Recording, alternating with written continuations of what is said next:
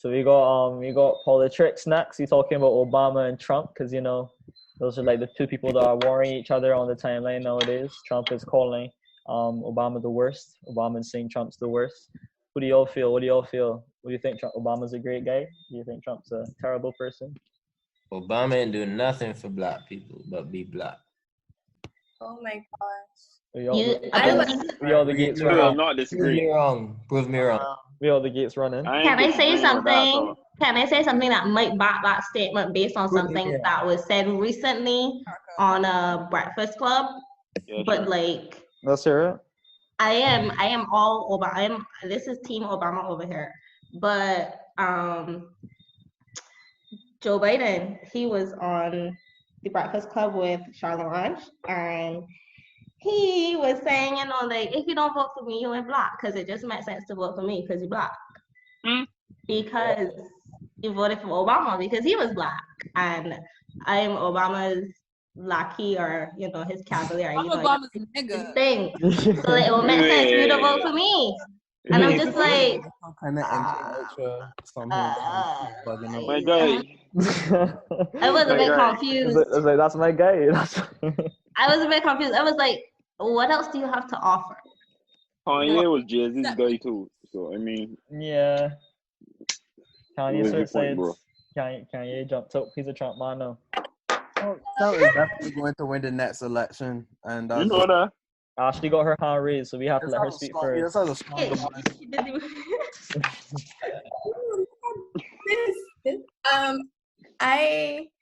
love Trump. I love Trump's campaign. Like, honestly, The racist part, the misogynistic part. Which part? Split part. That he don't like women? No, from an advertising standpoint. Okay. Everything is viral. Everything is viral marketing. Yeah. He pays so little on advertising. Like, Trump Okay, knew that he was at midnight, 1 o'clock in the morning, the next day, it would be big news. Like, he knew how to control the narrative. And I fought him for that. And some shit that he tweets, like, it's stupid. It makes you. It's clickbait. We know he's paying too many people for him to actually be a genuine idiot on Twitter. Like, there's too many people. There's like 10 people assigned to that Twitter account. So I know for a fact that he's not an idiot. It has to be some kind of logic to it. I feel it has to be some kind of marketing scheme. Boy, I don't know. He understands the concept of free media and how important the use of free media is, and how important, like, communicating with the person that isn't going to understand the political banter he speaks on their level, which is ingenious, because those are the people that get you elected. I mean, look at the people. I don't want to sound as if I am speaking down on anybody, but look at the people that that go to his rallies, that push Trump agenda. They're the ones that you speak in a very simple way to them. Yeah. I mean, the thing is, right, is that the way he speaks, I mean, I know he got money. Cool. I feel like that's one of the main reasons why he's president too. But I mean, I know you could got money and get through in a lot of things, but the man he don't make no sense, dog. Like, I would listen to him at a press conference, and he would be so repetitive. Like it's get to a point that it's annoying, that the fact that this man is the president, and they got people in his school that got more sense than he, and they're talking foolishness every day, dog. Yeah, some of the statements he make on coronavirus, I'll be wondering if this man really has sense or not. Because it cleans the outside, so like, if you put it inside, like, it will work just as good. Like, so, like, don't you agree with me? But dad, but I mean, honest man, journalist race. Yeah, B. Like, right, he is the gulag. Gulag, boy. Oh, honestly, if you think about it, like, okay, I agree. I think Trump is pretty terrible. Like, I don't think that he should be leading a country. Sorry, did I say? I can't say that on this podcast. Oh gosh, I gotta go. I gotta put a big beep there. Anyway, right? Right, but yeah, but because like, if you think about it, in a country of that many million people, you're trying to say that this is the best you have to offer. Like, if you think about any kind of series, any kind of like anything that you thought about, anything you watch, you bring forward your best foot. Like the king is always like, a buff, phenomenal, healthy, athletic person on track. How do we always have like two terrible, like low level characters to choose from for our presidential candidate? And then on the other side now you want to say like Obama's better because like he's not Trump, he's not like an open like out in the public saying terrible things kind of person. But then like I studied the fact that he deported like just as much. He deported more people than people in the previous years before him. He didn't really decrease the number of black people in prisons. More people went to prison, to private prisons, and they're getting paid like 10 cents an hour for work, which is basically slave labor. That went on during his time. He destroyed Libya. He destroyed, like Gaddafi's like yeah. As far as we know, Gaddafi is like a terrible terrorist man, but he was making a go back. But he was making movements for sure. Yeah, go about currency, money to the people. Like socialism. Anything that goes against socialism, though. Yeah, so like I don't think that Obama did that either. I don't think that he did it as a person. I think Obama's a great person. That he's just the person that got chosen, and he was the person. But we're speaking on the presidency, right? But we don't speak on the Senate. We don't speak on. Correct. It's a lot of people making the decisions, but we just blame one person. That's how we exactly. Go. Yeah. He is what they call a figurehead. To do whatever. Correct. Yeah. Everyone. We get two figureheads to choose from. No one actually takes responsibility in the long run. Ashley, what are you saying? I was about to say, like, if one thing we can all learn from Trump is that we should just believe in ourselves. You don't have to be the brightest or the smartest. Just gotta believe that you can do it. Yeah, and you can be good. Yeah. What I like about Trump is that he speaks like, kind of as if he's not. It sounds as if he's actually talking to us, and that's something I haven't heard from a president. I can't say a president isn't just speaking out of a script. I don't think Trump is like scripted all the time. He's an idiot. Sorry, he's a great man, but like he's just he's hard. He can't put his words together properly. He's figuring. How do y'all feel about America's relationship to the Vatican and Catholicism, and how that plays a big part in terms of the way that everything's run in even the election, the Western world? Because I think about that a lot. I think about how Catholicism and Christianity is linked to, because I mean, obviously we already kind of discussed the fact that the president is kind of just a person that holds a place, right? Mm-hmm. So obviously now we gotta talk about the banks, the corporations, and then obviously like religion. Like those are the kind of things, the main control systems that exist in the West. The society too. Yeah, exactly. It's kind of that's just it, right? So my whole thing about it is like sometimes I just feel like these people are just doing their thing, and obviously like the Trumps and the Obamas or whoever is there, you know what I'm saying? Like they're kind of just like the person for the agenda. You know what I mean? It's not really. So I try not. I don't. It's really hard for me to even have an opinion on him, knowing that he could very well just be an actor because he is an actor. He's literally the boss of The Apprentice. But I mean, Obama was a big actor than him, Malik. Yeah, he's a crazy actor, right? He's like, I think Obama and Drake was made in the same factory. Yeah, I agree. You're right. Because people gotta remember that Obama took the most money from all of these different banks, corporations, religious organizations of any American president ever, Like Obama was the biggest actor that they've ever had. Can I just say, so if we're talking about Trump, can we bring things that they're going to be and this Frondell? I heard that properly. Can you repeat it? So what about Frondell versus Mia? Okay. That's completely different. Boy, that ain't a fight. That's a beat down. I feel like our government is much more transparent. I literally asked about this today. I don't know about transparent. We have a one-sided government. We don't have opposition, so you can't really, it's just you have a trust. You have a lot of faith in our government. Imagine Frandel handling this whole situation now. He wouldn't handle it. Yeah, that's what I mean. Like, I feel like it's more direct. Okay, yeah. Leadership. Like Trump doesn't actually lead America. You know what I mean? Yeah. Obama doesn't necessarily lead America. So removed. I mean, what's it? Mar-a-Lago. Yeah. Well, right now Barbados isn't really. I wouldn't say we're leading anything though, because we're actually kind of at the mercy. We're over 100% in debt in comparison to our GDP.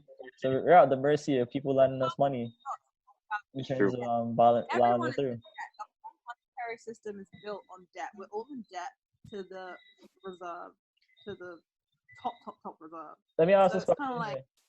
I have one question. Like, what would you do if you heard that next week Monday, all of the money is going to get changed to 4-1 US instead of 2-1? Holy crap! Buy a house. Love it. That's my US dollars. Would you withdraw your money? Do you think you would withdraw your money from the bank? People, that's just too much fluctuation. That's yeah. That'll be mad. That'll be so mad. That would make sense. Barbados will get Bajan one. Yeah. Yeah, it's true. The rest of it. Right, exactly. All gone already, in my opinion. But hey. So you feel the dollar? You feel the dollar is at major risk right now? I don't want to say that. I don't want to say that because we're boasting that we have our reserves back up from when things were in Potter. We were at 220 million, and now we're like supposed to be approaching 607 million, which I still feel like, we have a lot of people unemployed now working. A lot of hotels closing. We have 40% of our money coming from tourism.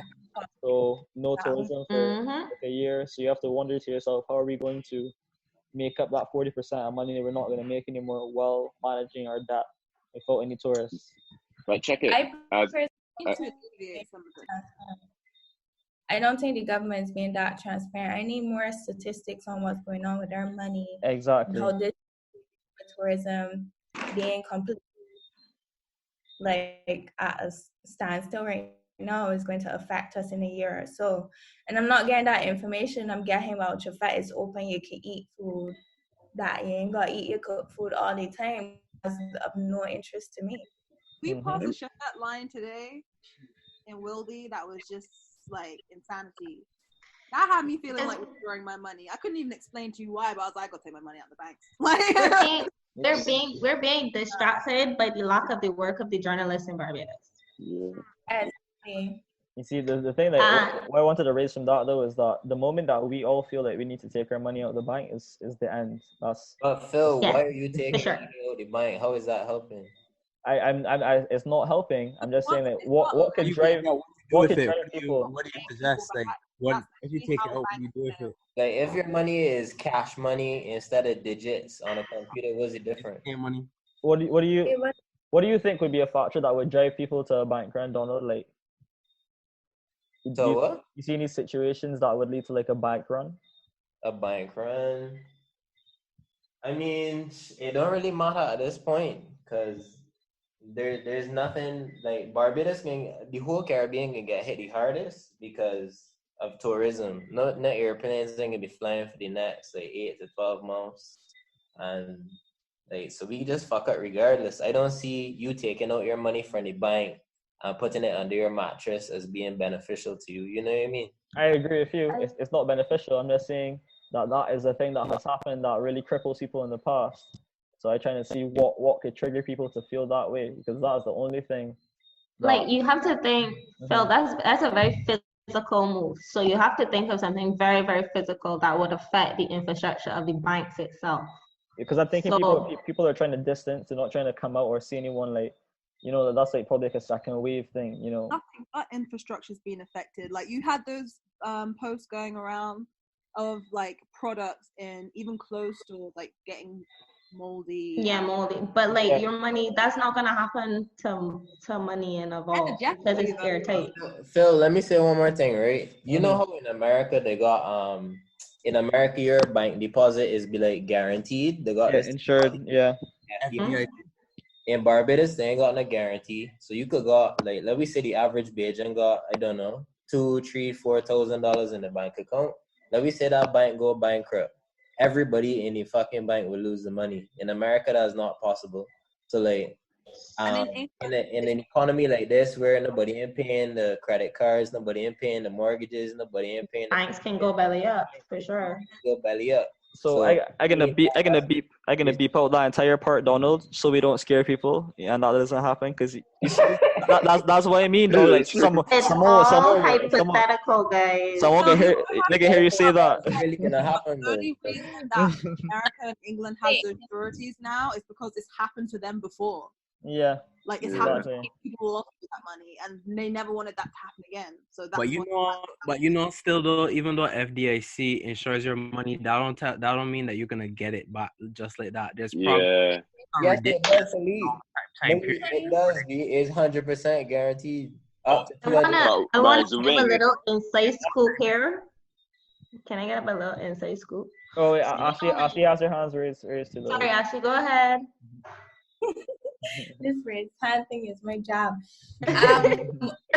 I'm saying like if the Barbadian community had any trust in banks, they should have lost it when the people was cloning the cards and First Caribbean Bank and other banks was like, call the police. Like, ain't there security that should be taking care of our money? That should have been the first warning. Mm-hmm. And all of our banks are loans. So there's like a local patriot thing. They don't have any real stake here.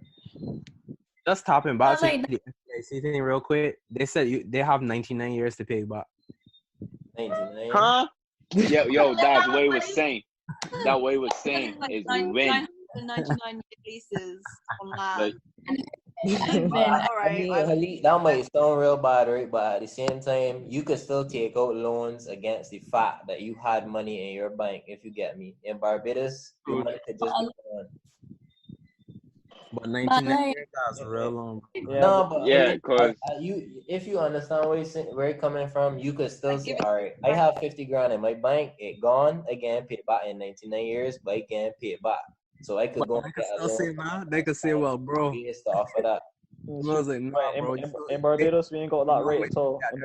But I see saying 99 years, right? But I see something you got to understand. After my whole family lying dead, you bank got that money. They ain't studying here no more. That's what they're trying to do. No, let's be honest. Heritage in most countries is like almost half. So whether you dead and have family or you don't have family, the bank and the state is coming for your money regardless. Mm-hmm. Yeah, my card has been cloned twice, right? And I could tell you, I have trust in banks. That was rough. Yeah, like my card got cloned in Brazil, which is okay because that's what they do.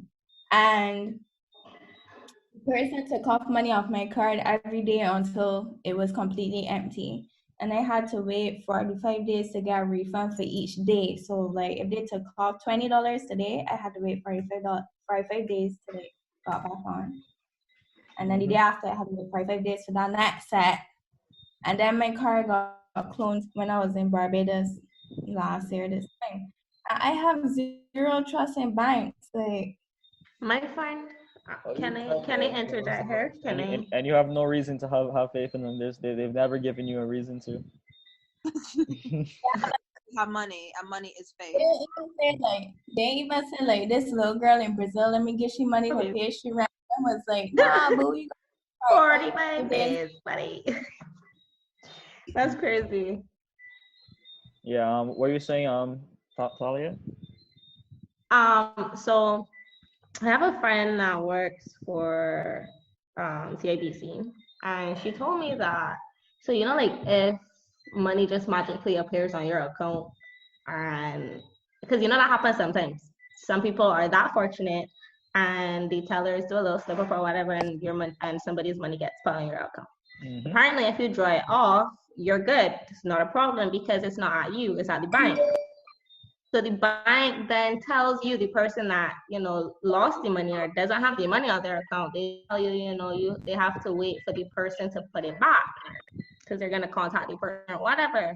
Mm-hmm. But really and truthfully, she told me that the bank already has a reserve there to put back your money. But because they don't want to make their losses look that bad, so that when the auditors come in, that they don't get downgraded.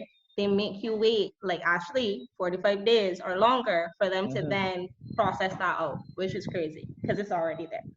The good thing I had a strong mind and I want to sell some because, you know, like you was being a state, you ain't got no money at all. You're in a foreign country, and you gotta wait 45 days to get all this money back. It was just, it wasn't fulfilling. I can make a comment about that situation as well, but after I start recording, we are. Really, people need the uncut truth. The uncut truth. Well, I mean, RawSoul. The raw and the RawSoul. It's true. It's just, you know, it's a RawSoul fact, but it's just you don't incriminate yourself on the podcast purposely. You know. Just joking, man. If you were still living in New York, you would have freedom of speech, but you gotta cool and be alone. Correct. The man is you know, the man will come and take that one clip and be like, wait, so Phil, boy, man, sick. Anyway, so going on to moving into hypocrisy. But before we leave like government and politics and stuff, right? I just want to talk about like, you know, overall like approaches like right now with Trump and thing, and like a real thing that people need to check about the coronavirus death like numbers, because they say things like the New York City epicenter, all that stuff, right?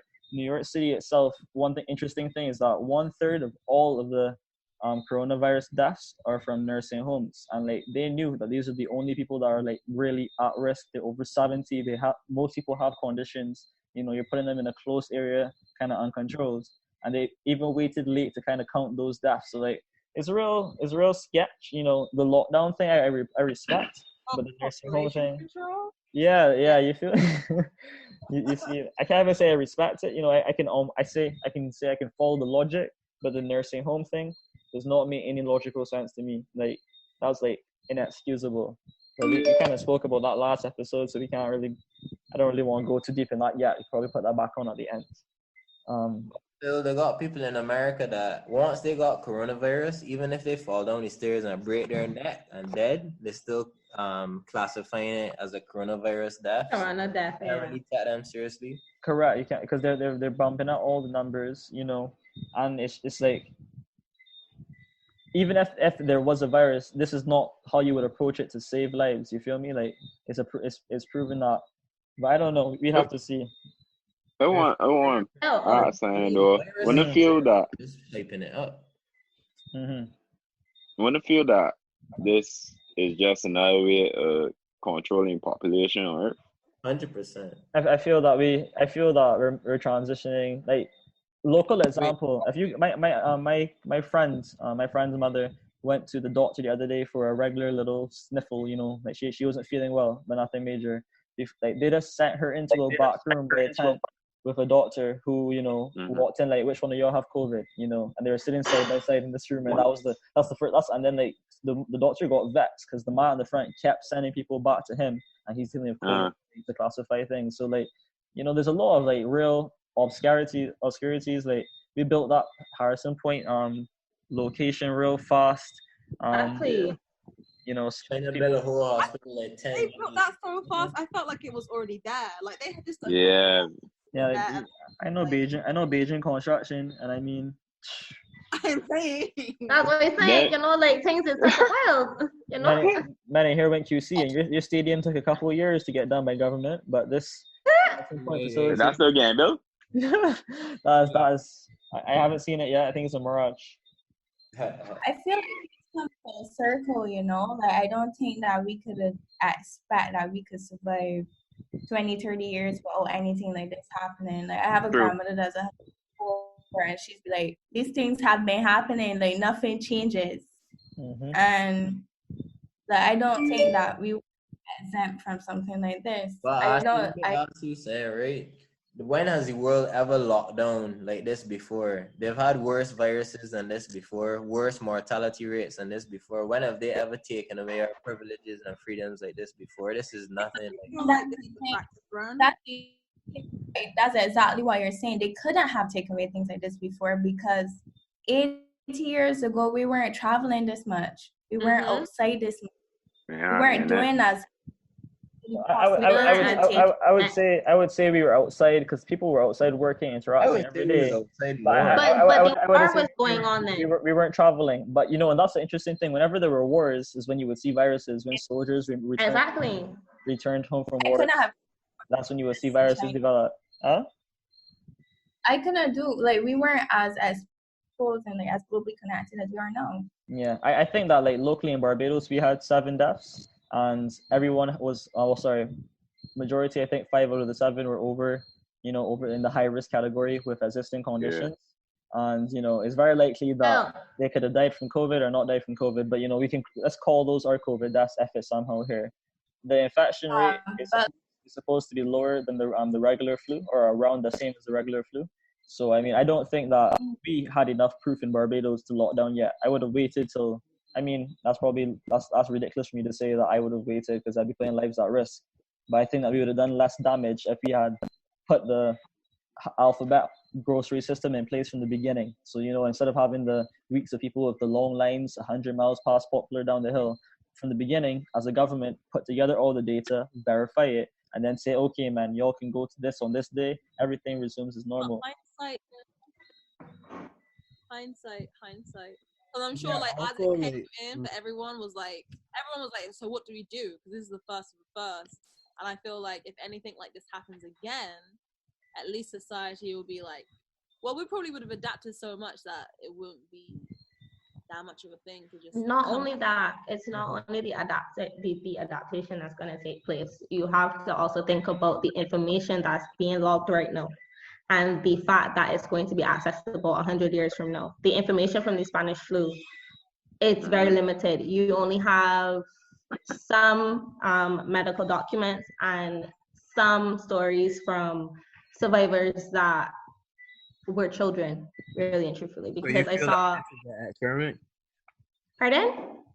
You think that maybe this is a giant population experiment? Like, there's a possibility that this was let out into the world to see what would happen in the eventuality that there was a mass extinction event or like a major virus or something like that. Of course, Halil.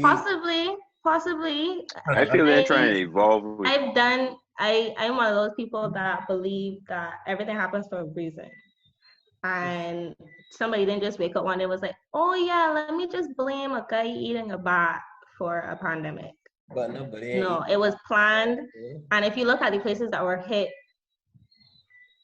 first and were hit as that were impacted the most, they were densely populated, which is expected because virus is gonna spread in a dense population. But there were also places that were their health system and some of their healthcare systems lacked.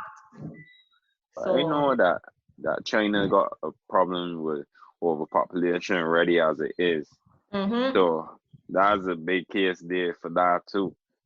But I think they're quiet too. Like for a long time. They were like, oh yeah, damn, that's happening. Like that's crazy. We should probably do something about it, I guess. In a few months. But also asked about because I was reading some articles and stuff, and like there was a military Olympics in China around the time that in Wuhan, China, around the time COVID came about, right? And like the American government has never answered questions about where the military people that were in the Olympics are now, if they were ever sick. And a big percentage of the people that had COVID in the States were actually military, like personnel and stuff. But they were blaming U.S. troops. Like they were there, they probably had it, they went back to U.S. Then the hubs were like New York and Sydney and I can't remember. There was a really good article from the New York thing about it that I read. And building on that, though, like even the main health advisor that speaks to us from America, Fauci, don't even go there. This ties to him funding within exactly in Wuhan. he was meant to be funding research on the coronavirus there. That's like published known facts, because it came from U.S. taxpayer money. So it's all written off when research was sent to said lab. So, you know, like, it's very clear that there's connections between this location. I mean, I don't really want to think that the fruit bats really took this year. After all these years of fruit batting around. Yeah. The fruit bats chose 2020 to fruit bats, like. I mean, but a monkey caused Barbados to black out. You see, Yeah, I mean, completely different though. but he was respectable. He gave his life. This bat lived. This but bat is a national treasure. Come on. You But don't feel like man gonna risk it once? I've It's seen true. monkeys have done some amazing things. I would go in a transformer for, you know, like he saw opportunity. But Like people. also, right, with Like the whole situation in China, you remember that a little earlier last year too, between China, Russia, Iran, I think South Korea and North Korea, they had a little tension. And this distracting all that. I know. I feel like US, they're a little scared that it would start something. You never know. Said, bro. Monet Sun's hand is up. Yeah, Monet's hand is up. James, every country you just said, like, leads into the point which I was going to say. Every country you listed, if you go onto the patent database for vaccines, those countries are all listed for researching coronavirus vaccine patents since 2007, earliest, up until 2016. So it's like that, and the thing is that there's so many different strains and types of coronavirus. Like Exactly. SARS is a coronavirus. Right. So flu is a coronavirus. Like any virus does. But the very fact that, like, they've had their eye on what this can do and what this mutates into and how they could, you know, manipulate it for well, obviously when you see patterns, you assume they're manipulating it for good. Yeah. For vaccines and just in case and XYZ. Yeah. Like, once you start seeing those links and you're talking about, well, they had tension and then blah, blah, blah, and this is this, and you go and, like, all of them are on the same vaccine pattern, like buddies, you're kind of like, what? Like, so all are friends or not friends? Like, let me know. If you're saying you'll get on or you don't get on. If you're saying that it's been floating around for some time and we've all somehow before this time become in contact with it, nobody cannot tell me that when I was sick in January with all of the symptoms of COVID-19 that I did not have COVID-19. I'm sorry. People had you can take that out if you want to, but I could have sworn I was gonna die in January. I couldn't breathe. You want to know? My back was hurting. I had no appetite. I had no taste. I couldn't taste anything. Like, it made no sense for me to eat because I was like, well, I can't taste the food. I had a crazy fever, and it lasted for 2 weeks. Where did you go? Well, did you travel? I didn't travel, but I had started back. I wasn't working for 3 months because I was in school, and then I started back working in the Christmas vacation. So, like, the week before Christmas, and the first week in January, I got sick, so sick. I hate to say this, but I had like a bunch of family that came down in January, and all of them were sick. Bruh. Oh. My mother was saying that she feel that she had it too, because she was sick, seeing weird though. Sorry, what they told you? The doctors told me don't take like aspirin or anything like that. They gave me paracetamol, Histol, and told me to drink lots of fluids. No, COVID-19. COVID-19, yeah. You can't tell me not. Exactly. Hydrochloroquine. Situation. Y'all know about that? What was that?